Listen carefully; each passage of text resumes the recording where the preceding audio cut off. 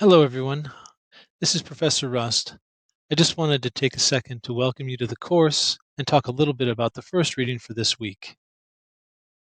You're going to be reading about the African American migration experience on the website, whose link can be found in our Blackboard homepage. In it, you'll read about how the American ideal of opportunity allowed the white majority to shift their perspective on African chattel slavery and to begin to see Africans as immigrants and not as enslaved migrant peoples. The belief that all Americans enjoy equality of opportunity erased the iniquities that slavery instilled in the social and economic class system of the United States. In Liberty, Coercion, and the Making of America by Gary Gerstle, he writes, "The nation itself is a structure of power that, like class, gender, and race, necessarily limits the array of identities available to Americans seeking diversity. What this means is that African Americans were not able to have an identity that would remind whites of their crime of slavery. This means that instead of the identity of African Americans being one of their own, it was shifted by whites to an immigrant identity because it created the illusion of voluntary migration and didn't remind the white majority of the horrors of the Middle Passage. The African slave trade was central to the creation of the American capitalist system because the use of African slaves to develop the agricultural economy of the southern colonies, along with their sale as commodities, created capital markets for their labor and their production. The slaves provided for the first product in many southern English colonies.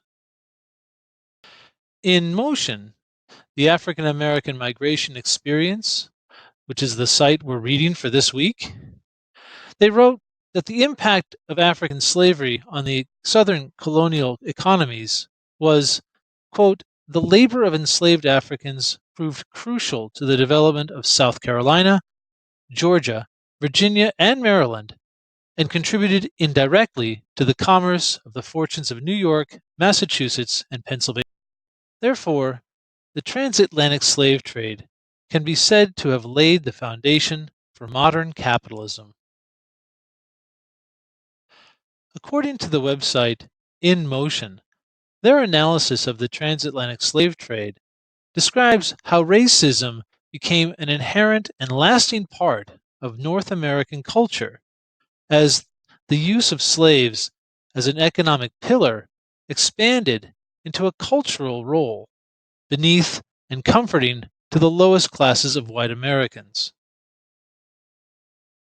Therefore, the use of African slaves to build the economy and the class society of the American colonies created a racial caste system that became ingrained in the American experience. Whites had always had the guarantee that they would not be the lowest people in this caste, despite their poverty.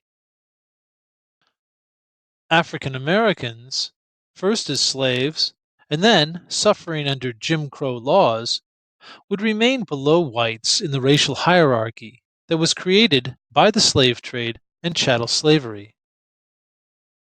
In Legacies in America, which is part of the website In Motion, the African American Migration Experience, it relates how the caste system became a caste tradition in America.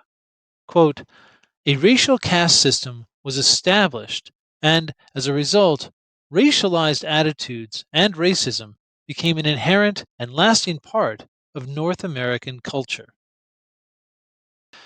These are just a few of my thoughts on what you're reading for this week's class. Please write post number 1 and upload it by 11:59 Friday, August 31st, 2019. Thanks again, and email me if you have any questions. I look forward to reading your post number 1 articles.